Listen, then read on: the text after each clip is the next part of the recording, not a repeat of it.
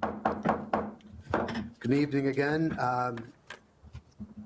Welcome to the Committee of the Whole for the Village of Cary for Tuesday, December 17, 2019. I'd like to call to order with roll call, please.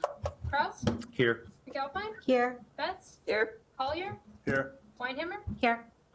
Thank you. Would you join me in the Pledge of Allegiance? I pledge Allegiance to the flag of the United States of America and to the republic for which it stands, one nation, under God, indivisible, with liberty and justice for all.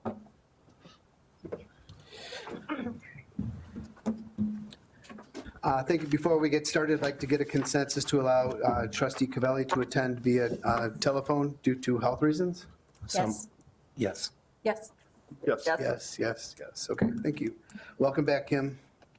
I'd like to open it up for public comments. Is there anybody here who would like to address the Committee of the Whole before we get going? Okay, we'll go ahead and close Committee of the Whole. Or, I wish. Did I say that out loud? Shoot. Real quick. I strike that. And we'll close that at 6:37. Thank you. Well, now we'll enter into discussion regarding the reduction to Spring Oaks Estates annexation fee, Lions Ridge subdivision. Thank you, Mayor, Village Board. The request before you this evening for discussion purposes is a request from the developer of the Lions Ridge subdivision, which was originally annexed into the village under the name of Spring Oaks Estates, to reduce the annexation fee, which is associated with the development of the individual lots within that subdivision. Brief history, the subject area was annexed into the village and zoned in 2004.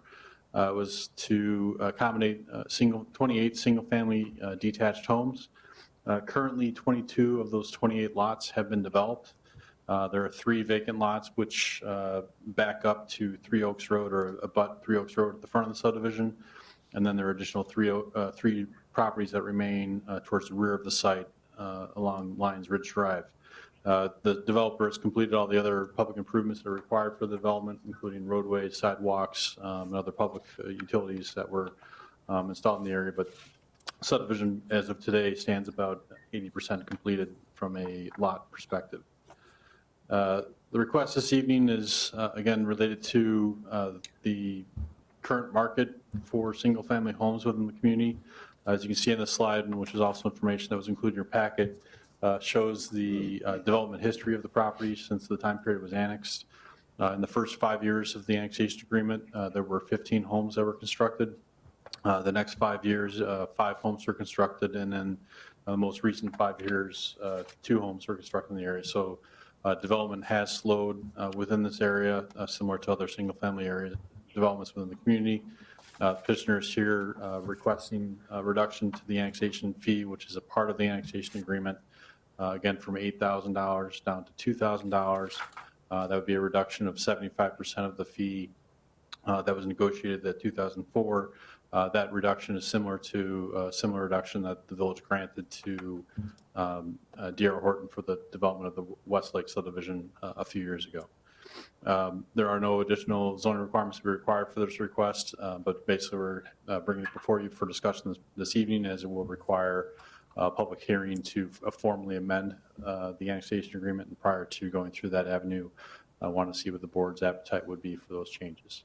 Petitioners here, I'll invite them forward to give additional information on the development and why they're seeking the reduction in this case, but both the petitioner and myself will be happy to answer any questions you may have. I think this falls in line with what we've already approved in the past for some existing properties. Does anybody have any problems with this moving forward? Are we allowed to vote on it if we live in the subdivision?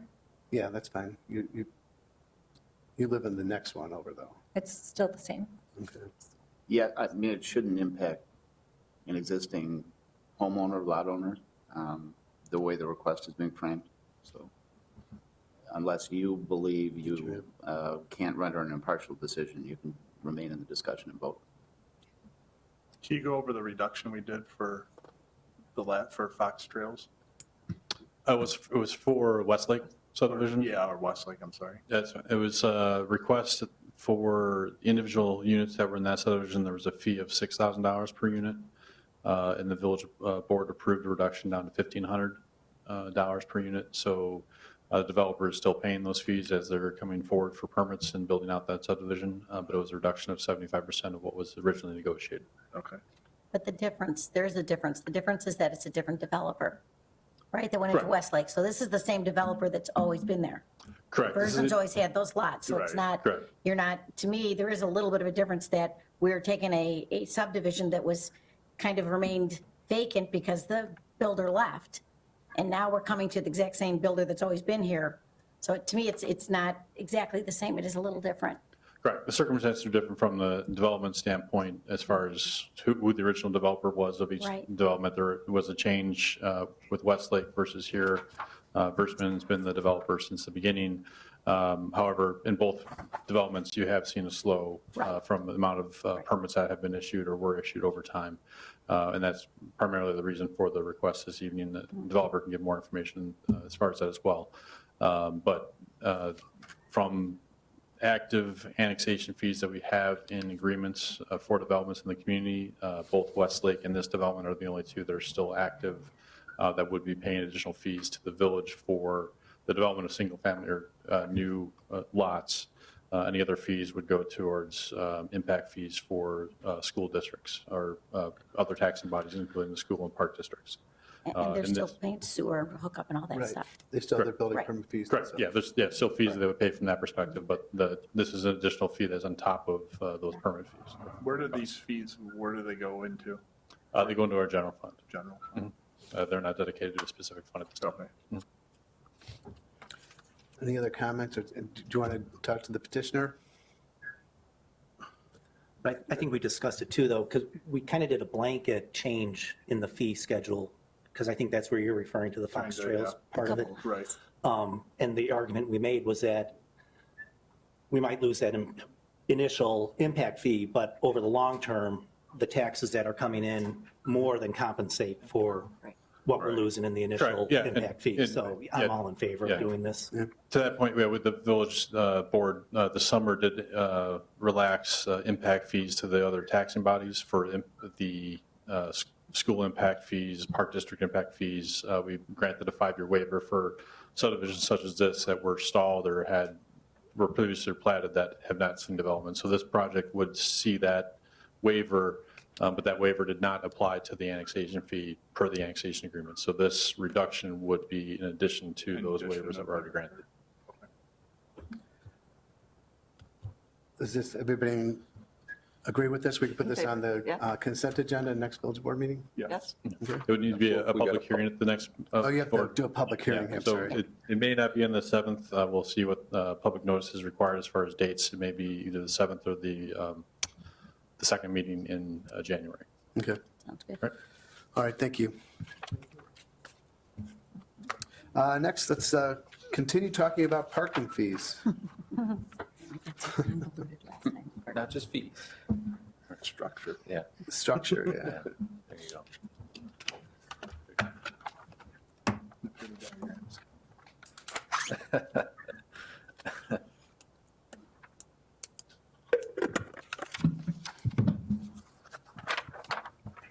All right. Thank you, Mayor and Committee of the Whole. Some familiar slides here, and I will flip through some of them quickly. If you do want more information or have additional questions on some of the previous information we had discussed, please stop me and we'll be happy to go back. But the intent is to zoom right to the proposed alternatives that were the results of the feedback provided by this group at the last Committee of the Whole meeting and additional staff research. So again, this is in summary, this is the current parking configuration where we have a permit-only lot as well as daily fee lots at $1.50 per day. The consensus of the committee Can I was... just pause 1 second? Sure. Hey, Kim, we're looking at the backup for committee of the whole for commuter parking and quarterly permit updates. We're looking at the slides that are indicated on this page, just so you can keep up. And for, Yeah, he's just, yeah, he's on option A. and for trustee Cavelli's benefit, once we get to the options, it will be the same images on the screen that are in the packet. So she does have this in front of her. Yeah. Yep. The consensus of the committee at the last meeting was to continue to include the premium reserved parking concept in our options. So that is present in both alternatives that you'll see before you this evening, with the difference in that we are including now a resident and non-resident rate for those premium reserve spaces. So that part of the proposal has not changed. The motorcycle parking, that was one of the items of discussion at the last meeting.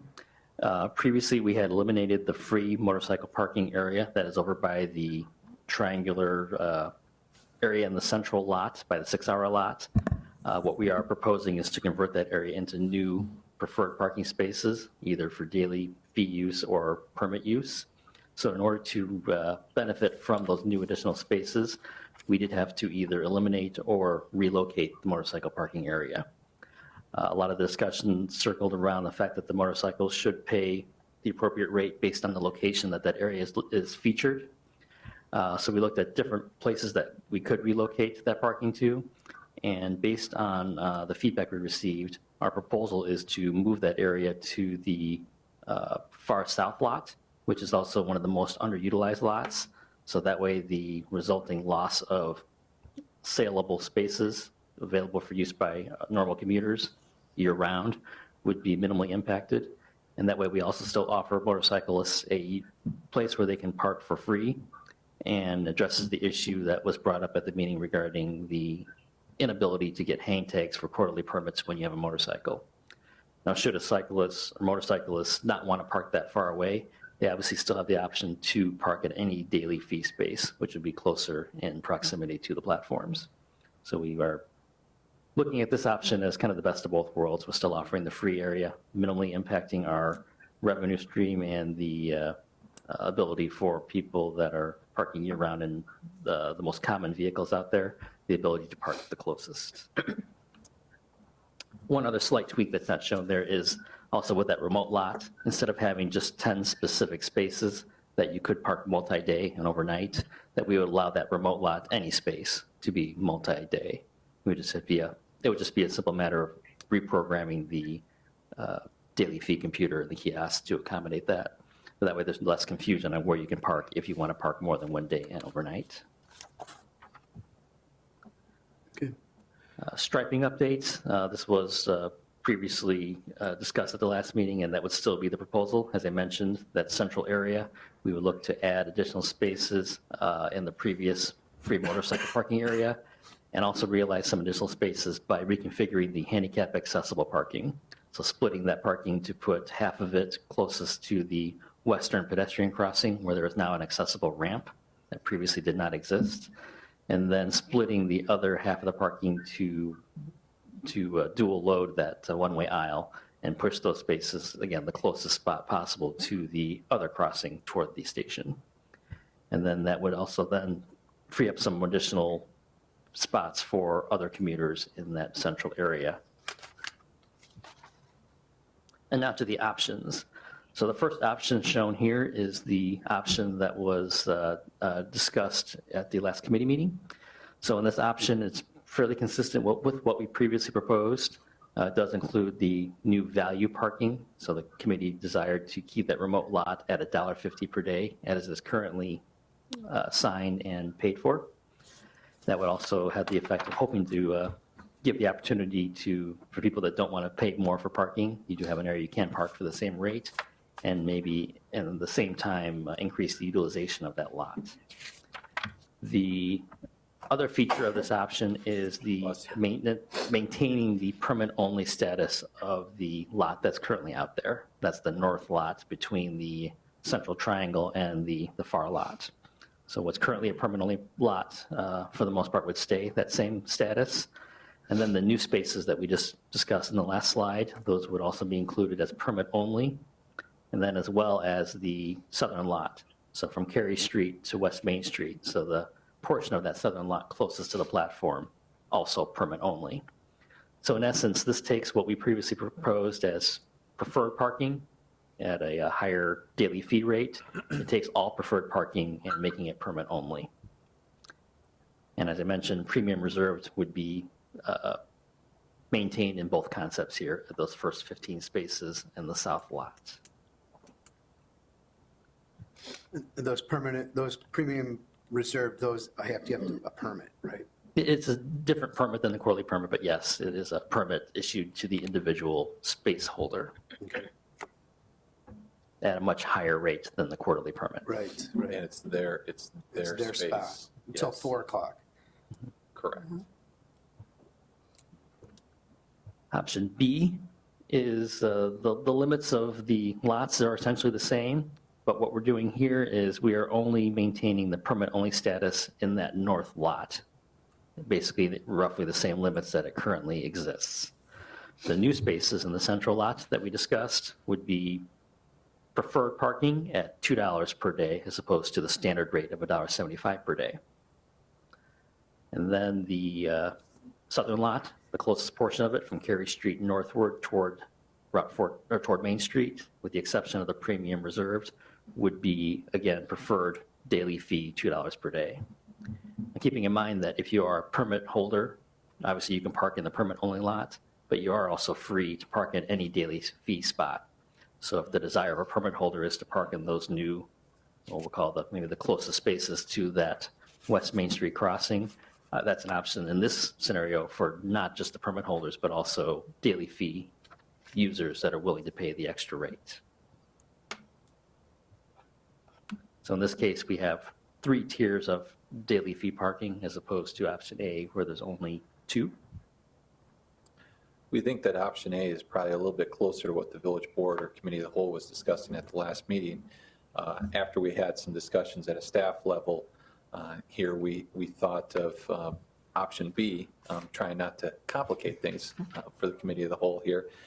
There is some concern when we looked at the option A of that expanding that permit area in the south lot, that may dilute the interest in the premium reserve spots, because you have a premium reserve spot right next to the permit parking.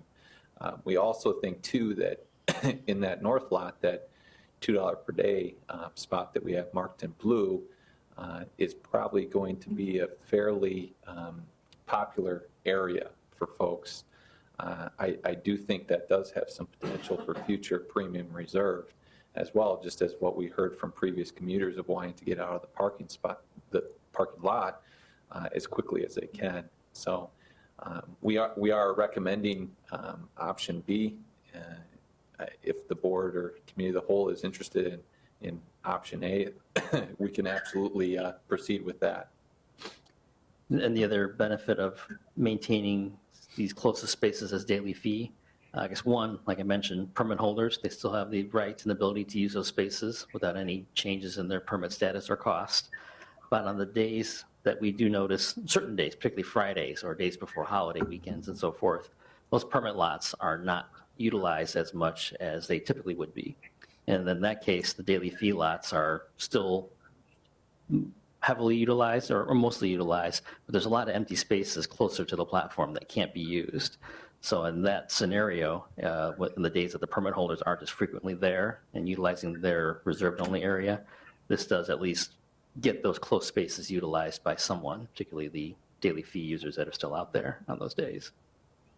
And like Administrator Reif mentioned, having that daily fee competition immediately adjacent to those premium reserve spaces, we do feel it does make that more of a benefit.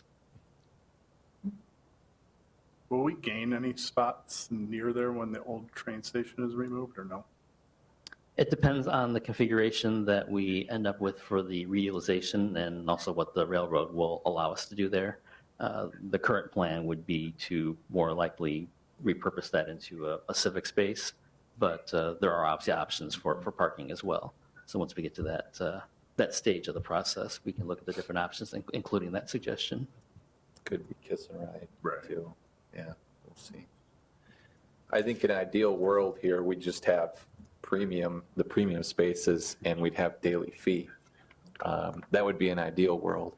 But I know there's some interest here from both the commuters that we heard from and from the committee of the whole to offer kind of a suite of options here for our commuters. Does anybody have an objection with staff's recommendation for option B? I like B. I do too. I think it's long-term planning, so I like it. Yeah. Yeah. All right. All right. Thank you. And then one last item from the previous discussions. We did introduce the topic of the issue that results when cars back into stalls. Oh, okay. I just wanted to show you one more bit of information. We had one of our engineering consultants run what we call an auto turn simulation. So what this does is, to scale in a CAD program, it takes a design vehicle of whatever we need to analyze. In this case would be a vehicle larger than your typical largest SUV out there. So a vehicle commonly found in our parking lots and on our streets, with dimensions and a turning radius slightly bigger, just to account for differences in driver skill and accuracy. And we had the consultant lay out if a car like that is parked backwards in a stall in a one-way aisle, and they turned their steering wheel and locked it all the way to a right turn, in this case with this particular space, can they go the correct direction in that aisle without encroaching or running into an adjacent vehicle? And you can see the lines there in that image.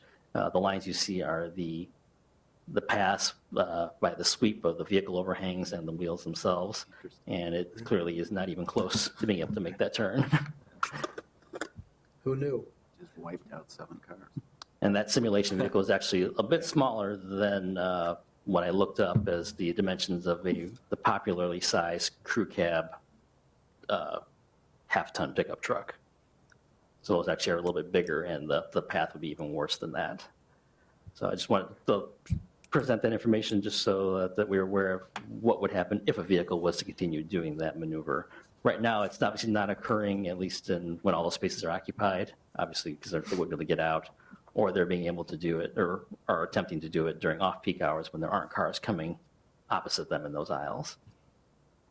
So if there's still any committee desire for us to pursue the code amendment to prohibit that, the police department and I can definitely start that process and bring that back before you as a separate code amendment.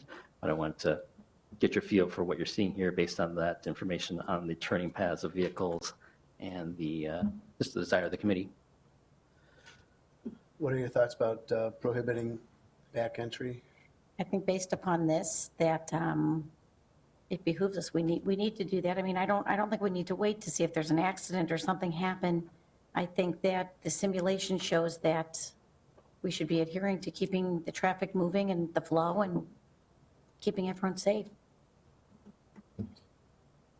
Jennifer, do you have any thoughts? I don't know. I want to think about it. Jeff? I'm fine with keeping the way things are. Dale? I'm fine prohibiting it. You're fine The prohibiting? last 2 times I've been there, somebody's been backed in and tried to get out, and it was not smooth. I'd like to prohibit it too. Prohibit it? Trustee Felly, Kim? I don't know if she could see the exhibit. I'm fine with keeping it the way it is. I couldn't hear how the majority of the board felt on it, though. It's about 3 to 3. Okay. Well, I'm I fine think- with keeping it the way it is. I have some concern with all the backing out at the end of the day. You're fine with, I'm sorry, there was a distraction here. Keeping it the way it is. Our attorney's phone is going off. So I couldn't hear you, I apologize. Yeah, I'm just Keeping fine the with way it keeping is. it as is. Okay, Jennifer wants to keep it the way it is. I want to think about it. Oh, you want to think about it? She Okay. said, We could revisit this then. Yeah. We'll bring it back Yep. in January. Thank you. All right, thank you very much. Thanks for all your work on this. And our final, well, not the final, 2 more things. A discussion regarding granting a certain text amendment to the Village of Cary zoning ordinance and add an associate member to the zoning board, the Board of Zoning, Planning, and Appeals. We discussed this last year. We discussed bringing it back again. I've asked our zoning chairman, Patrick Coury, to join us in the discussion regarding the need for it and best practices. So did you want to start Yeah. off, Jake? Yeah, absolutely. Well, I think you hit it right on the head. You can come up, Chair Corey. The zoning board, Chair Corey, Director Simmons have been working here on best practices and updating our codes and making sure we're current. This was one of the items that they had identified here. I know that Director Simmons has experienced an associate member in his previous jobs, and it's worked out well. Being able to fill in when someone is absent. Also, when there isn't anyone absent, they're able to participate, join in the conversation. It lends itself to be a training ground. If someone leaves the ZPA, that this person can smoothly transition and they're part of the 7. So village staff is bringing this back. As the mayor had said previously, we talked about this about a year ago. Wanted to bring it back for further discussion at the committee of the whole. Patrick, did you want to talk about what your conversation was like at the ZPA Sure. regarding this, please? I'll begin, Mayor, by saying thank you to you and all of you who are elected officials. I think the job that you all have to do is very demanding, and it often doesn't come with very many thanks. So I think we live in a wonderful community with great people. Each of you are a reflection of that reality, and I do want to take a moment at this time of the year to say thank you very much for your great work. It's really appreciated. Our town is stronger, it's better, and you make a material difference in the lives of the people that live here. So thank you very much. And I would be remiss if I didn't say thank you to staff. You folks do a great job. And also to the chief and the law enforcement community. Really appreciate what they do. With regard to the question, Mayor, as some of you may be aware, this has been going on now for the better part of a year.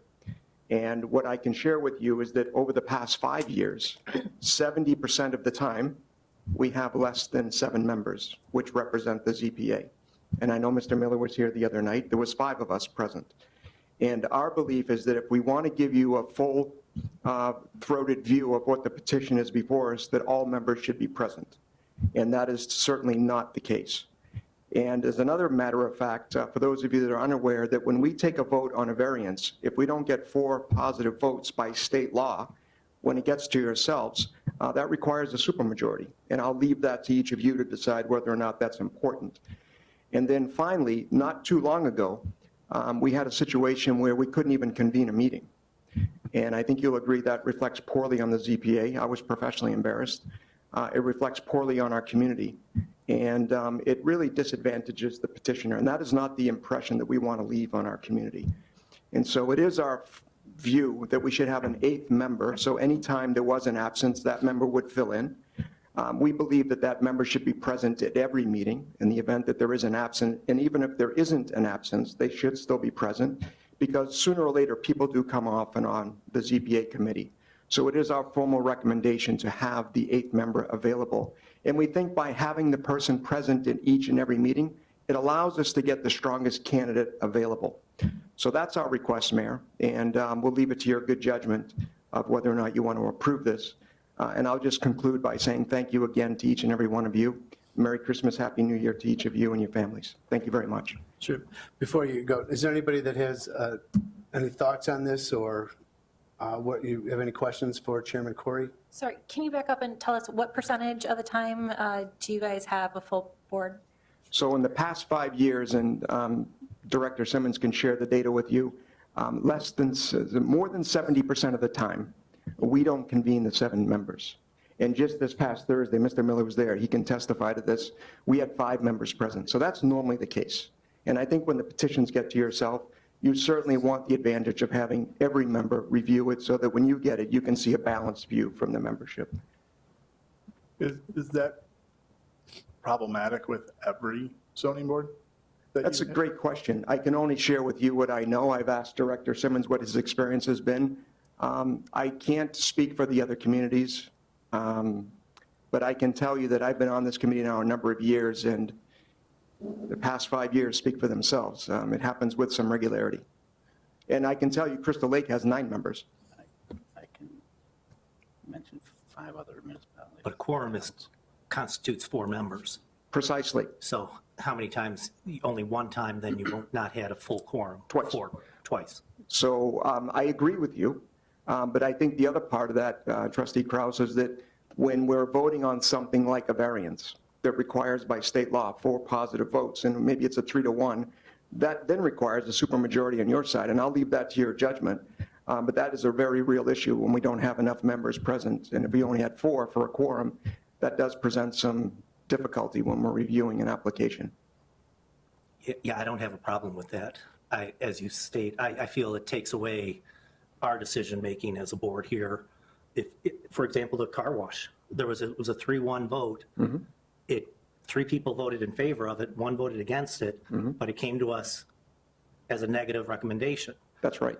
And so I feel that when there are controversial things out there, if it gets a negative vote, I want to have a say in terms of a board. Hey, I don't want a 3-3 vote and then broken by the mayor, for something that's going to cause angst in the community and that. I want to keep control with the board and have us as the trustees, the elected trustees, have the final say on a matter. I mean, if it's a variance, I think we as trustees can take a step back and say, okay, we see what happened here at the zoning and planning board. We're going to still approve this variance. I don't look at it came to us with a negative recommendation and then I'm going to vote no just because the zoning. No. and planning I board want to voted make no. sure that I'm being clear on this one, Trustee Cross, and belated happy birthday, by the way. The issue there is that, and the car wash is a good example, you didn't get the full-throated voice of the ZBA because not all the members were present. And when that came to you, if you wanted to supersede that vote, state law requires you to have a supermajority vote. And I recognize what you're saying. A two-thirds And that vote. is ultimately your decision.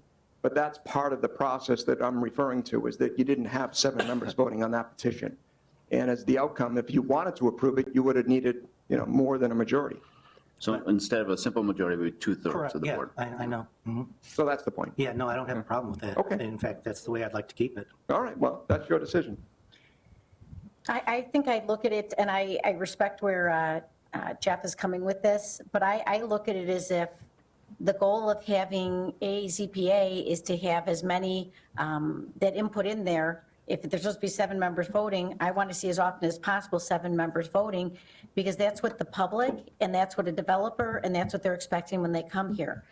So I'm trying to look at it long-term from a best practices, not in the standpoint of, I know there was some concern a year ago that that person could somehow impact and sway things. And I look at it as if that only could happen if it was the same person on the ZPA always being gone. Well, that's not the case. It could be someone's gone for business or someone's got something else going on. And I would like to say to people coming before the ZPA that we're doing our best to get the full impact of a full board for you as often as possible.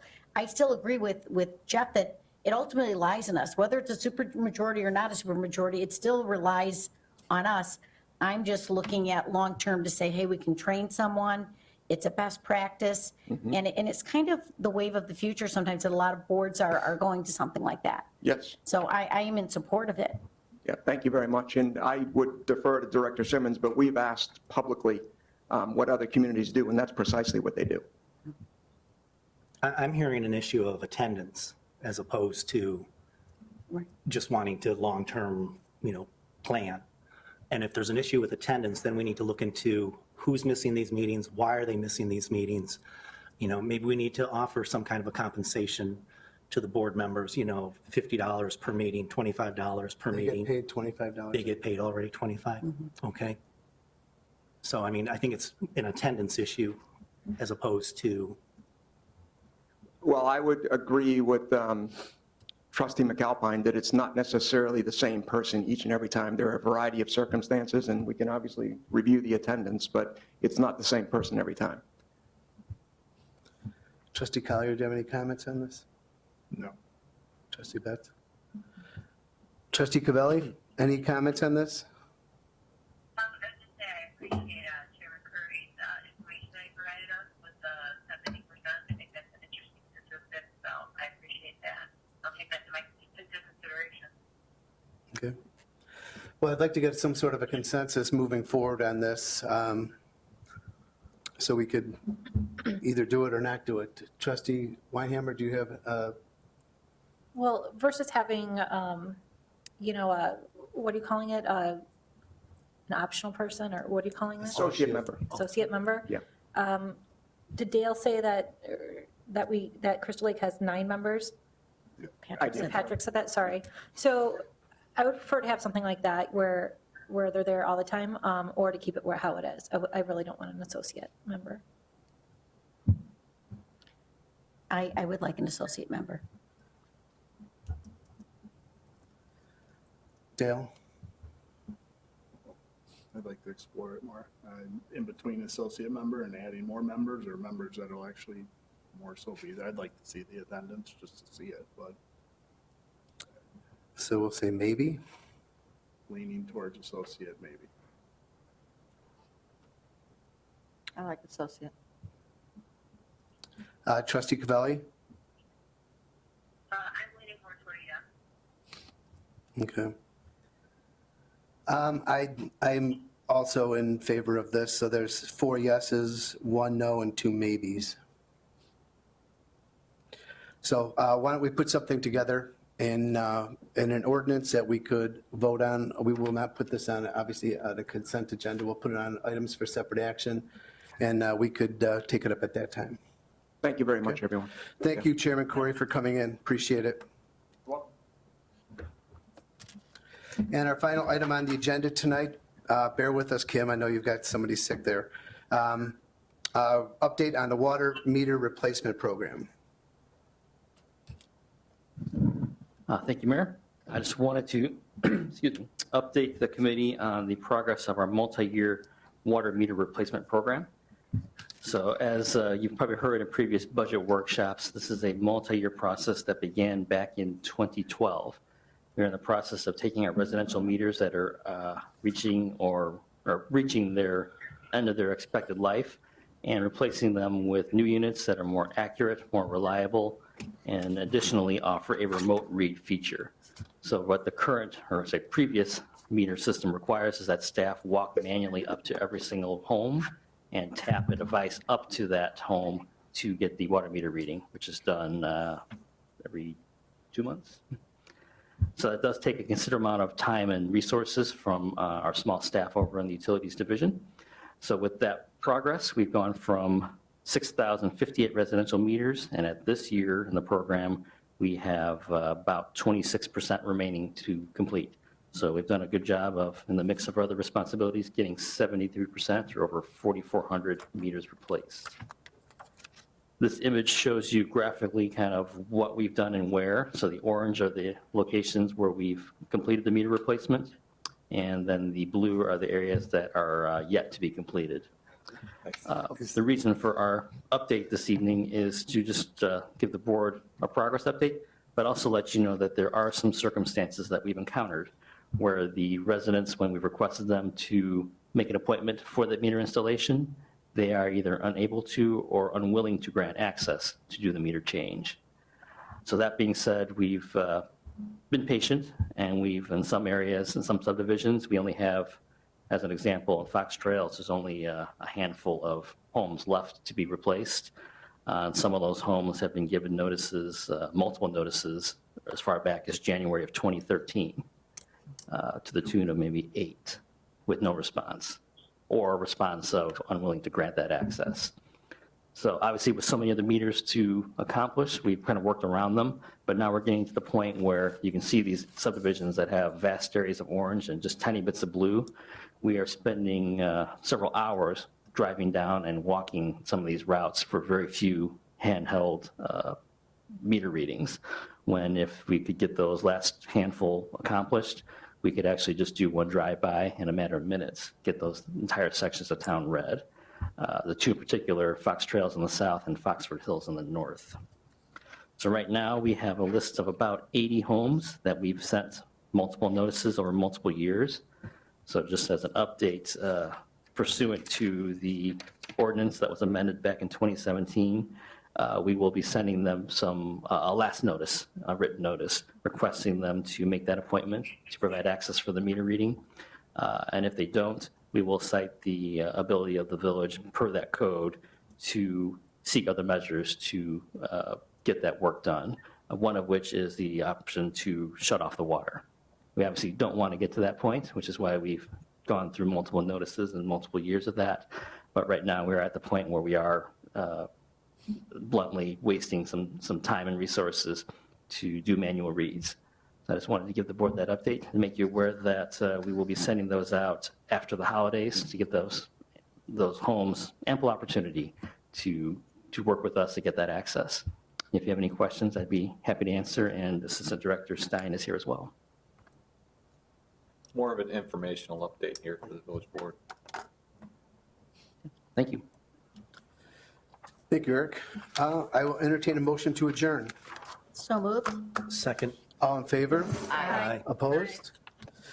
Thank you, Kim. Thank you. Merry Christmas. Merry Christmas, everybody. Christmas, Happy New everyone. Year. Way that